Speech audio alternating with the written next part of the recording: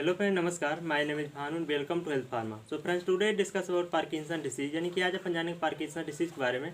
Parkinson disease होती क्या है, किसके कारण से होती है, कौन कौन से सिम्टम्स होते हैं जो कि बॉडी में दिखाई देते हैं, और इसका डायग्नोसिस क्या, ट्रीटमेंट क्या, प्रिवेंशन, ठीक है, इन सब के बारे में जानेंगे। सो बने हैं मेरे वीडियो में शुरू से लास्ट तक।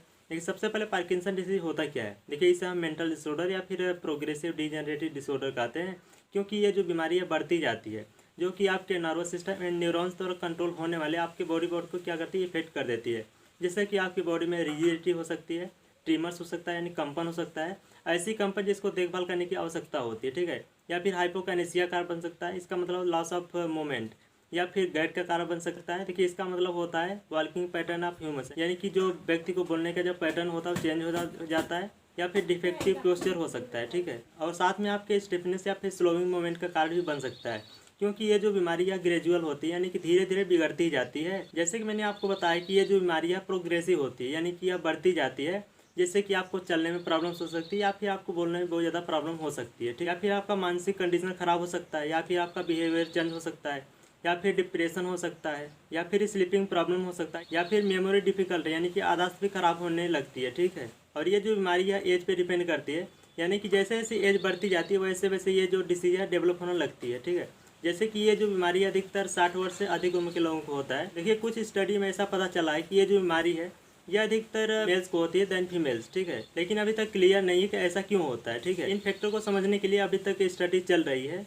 और यदि किसी को पार्किंसन डिसीज होता है तो उसे पूरी तरह सही नहीं किया जाता, क्योंकि ये जो बीमारी है यह बढ़ती जाती है, इसका कोई भी एग्जैक्ट इलाज नहीं किया जा सकता, लेकिन इसके सिम्टम्स को कम कर सकते हैं, ठीक है। और ये जो पार्किंसन डिसीज है इसका जो मेन कारण होता है that is deficiency of dopamine in your brain, यानी कि आपके ब्रेन में डोपामाइन कमी हो जाती है, जिसकी वजह से पार्किंसन डिसीज हो जाता है। देखिए, होता क्या है कि हमारे ब्रेन के एक एरिया में बेसल गैंग्लिया होता है, और ये जो बेसल गैंग्लिया क्या करता है, मूवमेंट को कंट्रोल करता है। लेकिन जब हमारे ब्रेन में नर्व सेल्स एंड न्यूरॉन्स की कमी हो जाती है, यानी कि उसकी डेथ हो जाती है या फिर ख़राब हो जाती है, क्या होता है, डोपामाइन की बहुत ज़्यादा कमी हो जाती है, जिसकी वजह से पार्किंसन डिसीज हो जाता है। यदि हमें नॉर्मली समझे तो हमारे ब्रेन में बहुत सारे नर्व सेल्स होते हैं, न्यूरॉन्स होते हैं, और ये जो नर्व सेल्स और न्यूरॉन्स होते हैं ये क्या करते हैं कि हमारे ब्रेन में एक केमिकल मैसेंजर यानी कि न्यूरोट्रांसमीटर रिलीज करते हैं, जिससे कि फिर बोलते हैं डोपामाइन। लेकिन जब ये नर्व सेल्स क्या होती है, ख़राब हो जाती है, यानी कि इम्पेयर्ड हो जाती है, या फिर उसकी डेथ हो जाती है, तो क्या होता है कि हमारे ब्रेन में डोपामाइन का प्रोडक्शन कम हो जाता है, जिसकी वजह से ये डिसीज हो जाती है। देखिए, साइंस को 100% क्लियर नहीं है कि ये जो न्यूरॉन्स होते हैं इसकी डेथ होने का वास्तव में कारण क्या है, ठीक है। और जिन लोगों को पार्किंसन डिसीज होता है उनकी जो नर्व एंडिंग होती है पूरी तरह ख़राब हो जाती है, ठीक है। उस टाइम एक और न्यूरोट्रांसमीटर रिलीज होता है जिसे कि अपन बोलते हैं नॉरएपिनेफ्रिन, ठीक है। और ये जो नॉरएपिनेफ्रिन होता है यह बहुत सारे कार्य के लिए रिस्पॉन्सिबल होता है, जैसे कि blood pressure and heart rate के लिए रिस्पॉन्सिबल होता है, ठीक है।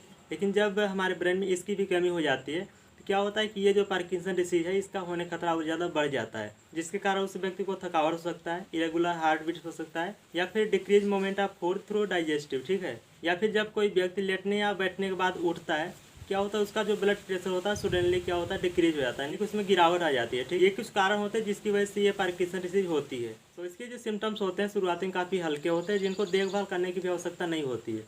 जैसे कि सबसे पहले ट्रीमर्स यानी कंपन होता है, स्पेशली आपके हाथ, पैर, बाहें या फिर जबड़े में, ठीक है। या फिर आपकी जो मसल्स होती हैं वो क्या होती है, सिकुड़ने लगती है, या फिर स्लोइंग मोमेंट हो सकता है। देखिए, इसका मतलब होता है आपकी जो गति है वो स्लो होने लगती है, जिसकी वजह से आपको चलने में प्रॉब्लम्स होने लगती है, या फिर आपके बॉडी किसी भी पार्ट में अकड़न होने लगती है, और इस अकड़न के कारण आपके मसल्स में बहुत ज़्यादा पेन होने लगता है, या फिर इम्पेयर्ड पोस्चर या फिर बैलेंस हो सकता है। देखिए, इसका मतलब होता है आपकी जो मुद्रा है वो झुक जाती है, जिसकी वजह से आपका बैलेंस भी क्या होता है, बिगड़ जाता है। या फिर लॉस ऑफ ऑटोमेटिक मूवमेंट, यानी कि आपकी बॉडी में जो ऑटोमेटिक मूवमेंट हो रहे हैं, ये जैसे कि पलके झपकाना, हाथ मिलाना, या फिर किसी से बात करना, या फिर मुस्कुराना, तो ये क्या होता है कि इसकी गति भी स्लो होने लगती है। या फिर वॉकिंग पैटर्न ऑफ ह्यूमन, यानी कि व्यक्ति के बोलने का जो तरीका होता है वो भी चेंज होने लगता है। या फिर यदि आपको कंपन होती है तो आपको लिखने में प्रॉब्लम हो सकती है, ठीक है। इसके अलावा और सारे सिम्टम्स होते हैं, जैसे कि डिप्रेशन हो सकता है, आपको कुछ भी चबाने या फिर निगलने में प्रॉब्लम हो सकती है, या फिर इमोशनल चेंज हो सकता है, या फिर यूरिनरी प्रॉब्लम हो सकती है, या फिर आपको बोलने में भी प्रॉब्लम हो सकती है, ठीक है। या फिर मेंटल प्रॉब्लम भी हो सकती है। और अगर ये सारे सिम्टम्स आपकी बॉडी में ज़्यादा सीरियस हो जाते हैं, क्या होता है कि आपकी बॉडी में कॉम्प्लिकेशन कारण बन जाता है। जैसे कि पहला कॉम्प्लिकेशन होता है दैट इज थिंकिंग प्रॉब्लम, यानी कि अगर आपको डिमेंटिया कारण बनता है। देखिए, डिमेंटिया का मतलब होता है मेमोरी लॉस। यदि आपकी मेमोरी लॉस हो जाती है तो आपको कुछ भी सोचने में प्रॉब्लम्स होने लगती है। और नेक्स्ट कॉम्प्लिकेशन होता है that is depression and emotional change, यानी कि आपको डिप्रेशन का अनुभव हो सकता है, या फिर आपको इमोशनल चेंज हो सकता है, जैसे कि फियर्स, एंग्जाइटी, या फिर लॉस ऑफ मोटिवेशन, ठीक है। या फिर थर्ड होता है स्वॉल्विंग प्रॉब्लम, यानी कि ये जो डिसीज है अगर आपकी बॉडी बहुत ज़्यादा सीरियस हो जाती है, क्या होता है आपको कुछ भी निगलने में प्रॉब्लम्स हो सकती है। या फिर नेक्स्ट होता है च्यूइंग या ईटिंग प्रॉब्लम, यानी कि ये जो बीमारी है आपके माउथ को इफेक्ट करती है, जिसकी वजह से आपको कुछ भी चबाने में या फिर खाने में प्रॉब्लम्स होने लगती है। या फिर स्लीपिंग डिसऑर्डर भी हो सकता है, यानी कि इसका मतलब होता है कि आपको सोने में बहुत ज़्यादा प्रॉब्लम हो सकती है, यानी कि नींद ही नहीं आती है, ठीक है। या फिर ब्लैडर प्रॉब्लम हो सकता है। देखिए इसका मतलब ये होता है कि ये जो बीमारी आपके ब्लैडर को भी नुकसान पहुंचा सकती है, जिसकी वजह से आपको यूरिनेशन करते समय बहुत ज़्यादा दर्द हो सकता है। या फिर नेक्स्ट होता है कॉन्स्टिपेशन, ठीक है, यानी कि आपको कॉन्स्टिपेशन भी ये डिसीज क्रिएट कर सकता है, ठीक है। इसमें कुछ रिस्क फैक्टर भी होते हैं जो कि इफेक्ट कर सकते हैं, जैसे कि पहला होता है एज, यानी कि जैसे जैसे एज बढ़ती जाती है ये जो पार्किंसन डिसीज है डेवलप होना शुरू हो जाती है, यानी कि नॉर्मली यह 60 वर्ष से अधिक उम्र के लोगों को ये डिसीज होती है, ठीक है। या फिर नेक्स्ट होता है जेंडर, यानी कि ये जो बीमारी है यह महिलाओं के प्रति पुरुषों को बहुत ज़्यादा होती है, ठीक है। या फिर नेक्स्ट होता है हेरिडिटी, इसका मतलब ये होता है कि यदि आपके फैमिली मेम्बर्स या फिर यदि आपके रिश्तेदार में किसी को ये पार्किंसन डिसीज है, ये डिसीज आपको भी होने का खतरा हो सकता है, ठीक है। या फिर नेक्स्ट होता है एक्सपोजर टू टॉक्सिन्स, यानी कि ये जो बीमारी है टॉक्सिन कंटेंट में आने से भी हो सकती है, ठीक है। ये कुछ रिस्क फैक्टर होते हैं जो कि इफेक्ट कर सकते हैं। तो अगर इसमें प्रिवेंशन की बात कर रहे हैं तो ये जो पार्किंसन डिसीज है प्रिवेंटेबल कंडीशन नहीं होती है, यानी कि हम इसे प्रिवेंट नहीं कर सकते हैं। लेकिन साइंस ऐसा मानते हैं कि ये जो पार्किंसन डिसीज है इसे डेली एक्सरसाइज करने से इसके फैक्टर्स को कम किया जा सकता है, ठीक है। उनका ऐसा मानना है कि कैफीन का यूटिलाइज करने से इनका होने का जो खतरा है अन्य लोगों के प्रति कम होता है, जो लोग कैफीन का यूटिलाइज नहीं करते हैं, ठीक है। या फिर जो व्यक्ति ग्रीन चाय पीता है उनमें ये पार्किंसन डिसीज होने का खतरा बहुत कम होता है, ठीक है।